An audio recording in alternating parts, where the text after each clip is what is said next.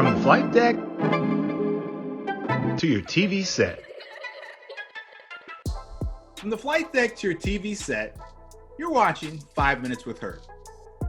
I'm your host, Herb Jackson, and as always, my goal here today is to make this the best 5 minutes of your day. So I ask that you sit back, relax, and enjoy the show. Welcome aboard. My guest today is a songstress, singer, TV voice, and film actor who, as a singer, has shared the stage with such iconic legends as George Benson, Ray Charles, Nancy Wilson, and others.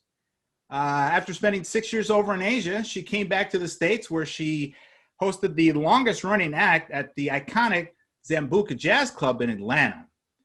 I'm sure you've seen her on The Hunger Games, Vampire Diaries. You probably know her as her character Grace Beaumont on the TV show Revolution, or as Lieutenant Teresa Hawkins on Bounce's TV's original series, Saints and Sinners. So, without further ado, let's welcome aboard Gastonia's own Maria Howell. Hey, everybody. Hey, how are we doing today? Doing great. How about yourself? Doing well. Thank you so much. Thanks for joining me here today. Thank you for having me. Thank you. I gotta say, we start off born in Gastonia. Can you tell us a little bit about that upbringing and how music played a big role in your upbringing?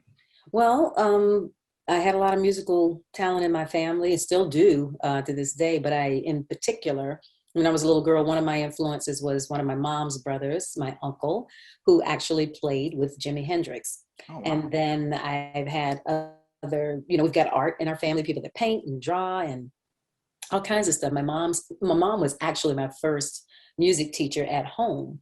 I sang in the church choir. We sang on the same choir because we come from a small town, so the church was kind of small as well.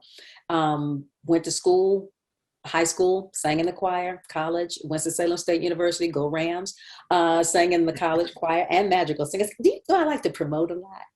I like to always promote my schools because I'm all about education. And so, I sang there. And then once I graduated from college, and I'm actually a pre-med major. Oh, wow. I studied biology. I have a degree in biology and a minor in chemistry, but I always wanted to sing. The little theater in Winston-Salem, North Carolina, and with a few groups and doing weddings and stuff, all kinds of stuff. And then The Color Purple happened in 1985. That's where it started. I was going to say, how was that experience? You just show up and here we are on The Color Purple? I mean, that's a pretty awesome debut, huh? I would love for that to be the narrative and the story, but that's not how that happened.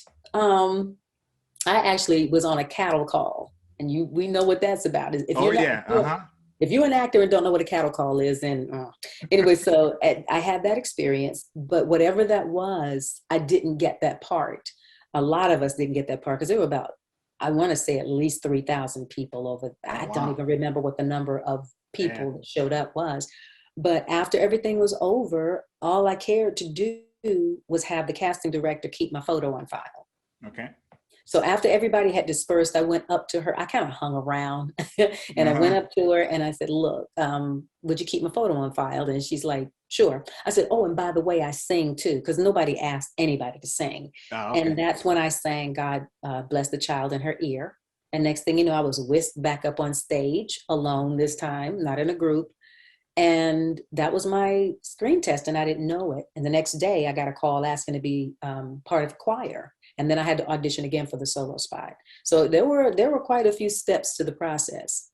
We start seeing you appear on all these television shows and films for that matter. Me personally, as we were talking off camera, I just was able to, The Hunger Games and of course Revolution. To me, those two are very similar as in, the oncoming apocalypse, the quote unquote capital. Yeah. And especially after what we saw happen. And I think I have that look. Apocalypse. After what we saw last month, it's like these things occurred a while ago, but oh my God, it's like right. How was your experience on those shows? Well, for one, and I'm going to tell the truth, I'm going to be transparent right now. Hunger Games Catching Fire was one of the biggest budgeted films I have ever experience. And you always know that because of the food. I'm just gonna put it out there. Come on, catering was off the chain. Okay. Catering was So good, anyway, huh? I mean, we were having lobster for lunch. Come on, really? So, Wow. but no, on a serious note, it was an amazing experience to do. And it's Hunger Games Catching Fire. That's the one I was in. I played the part of Cedar. That was amazing simply because of watching all the technical aspects, the green screen, they had technical on lock. I could not believe the budget to be able to do that kind of thing. And of course, Revolution was very near and dear to my heart, simply because it was an episodic. And that was one of my first episodics where I was in that many episodes. And getting the chance to work with Giancarlo Esposito, I mean, Oh my God, yes. I need to take a break to get a glass of water, because he was so generous and so kind. I mean, it was one thing to work with the director, Jon Favreau. That goes without saying. But to meet all those other actors in that cast and become a family, and it was just an amazing experience. Yeah. I also understand you're really big on giving back, and I wanted to bring up before we also left was, can you tell us a little bit about Students Without Mothers? Yes, I love that charity. I serve on the advisory board. I've been there, I think, close to 10 years now.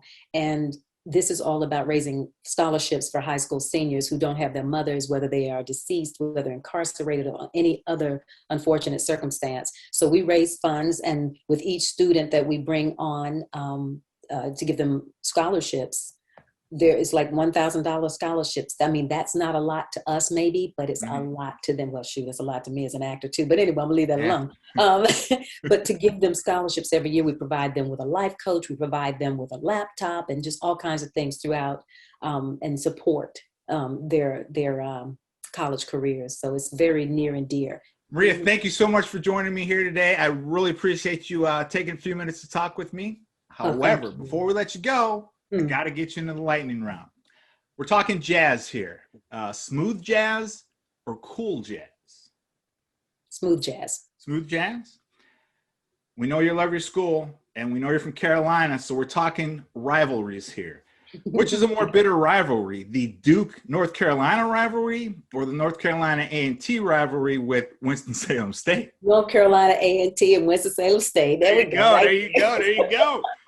Hey, we know the Hunger Games just called, and we know things didn't go quite well when you represented District 11. Okay.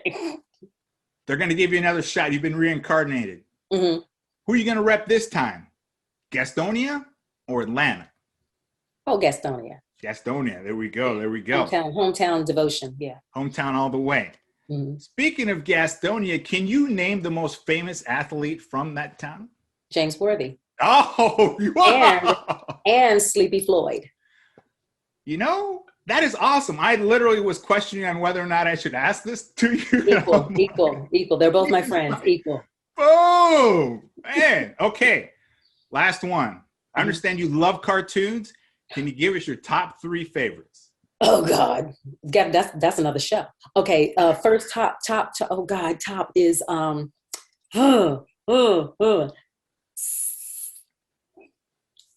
Curious George. Number 1. There you go. Okay. Sid the Science Kid, number 2. Okay. And Sesame Street, which is kind of cartoon, not cartoon. 3. Can you show me the way to Sesame Street? Is that how that goes?